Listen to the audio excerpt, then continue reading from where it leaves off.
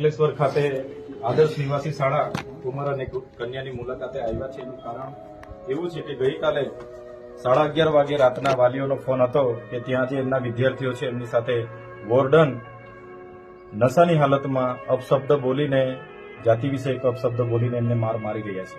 ત્યારે અહીંના સામાજિક આગેવાનોને મેં સંપર્ક કર્યો અને મોકલેલા તો હકીકત સાચી હતી. તાત્કાલિક ધોરણે એ આગેવાનો સાથે વિદ્યાર્થીઓ સાથે ટેલિફોનિક વાત થઈ અને આજે અમે મુલાકાત માટે આવ્યા છે.